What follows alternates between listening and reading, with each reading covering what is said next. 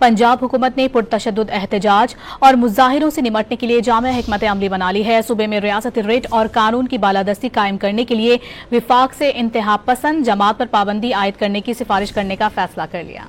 पंजाब हुकूमत ने सूबे में अमन अमान कायम रखने के लिए अहम फैसले कर लिए। वजीर आला पंजाब मरीम नवाज की जेर सदारत अमन अमान पर गैर मामूली इजलास मुनक्किद हुआ। इजलास में फैसला किया गया कि इंतहा पसंद जमात की क़यादत को इंसदाद दहशत गर्दी एक्ट के 4th शेड्यूल में शामिल किया जाएगा। पंजाब हुकूमत वफाक से इंतहा पसंद जमात पर पाबंदी आयद करने की सिफारिश करेगी। इंतहा पसंद जमात के तमाम बैंक अकाउंट मुंजमद किए जाएंगे। जायदादें और असासे महकमा औकाफ के हवाले किए जाएंगे। इंतहा पसंद जमात के पोस्टर्स, बैनर्स और इश्तिहारात पर मुकम्मल पाबंदी होगी। इजलास में ये भी फैसला किया गया कि नफरत फैलाने वाले इंतहा पसंद जमात के सोशल मीडिया अकाउंट्स बंद किए जाएंगे। लाउड स्पीकर एक्ट की खिलाफ वर्जी पर भी सख्त तरीन कार्रवाई होगी। पंजाब हुकूमत ने मजहबी जमात के एहतजाज में गिरफ्तार मुल्जिमान के केसेस की मौसर पैरवी का फैसला भी कर लिया। पंजाब हुकूमत ने 2 सीनियर वकला राना शकील अहमद खान और चौधरी खालिद रशीद को स्पेशल प्रोसिक्यूटर तैनात कर दिया। सेक्रेटरी प्रोसिक्यूशन ने स्पेशल प्रोसिक्यूटर्स की तैनाती का नोटिफिकेशन जारी कर दिया। स्पेशल प्रोसिक्यूटर मजहबी जमात के एहतजाज के मामले पर दर्ज केसेस में हुकूमत की नुमाइंदगी करेंगे। दोनों प्रोसिक्यूटर इंसदाद दहशतगर्दी अदालत और लाहौर हाई कोर्ट में हुकूमत की नुमाइंदगी करेंगे।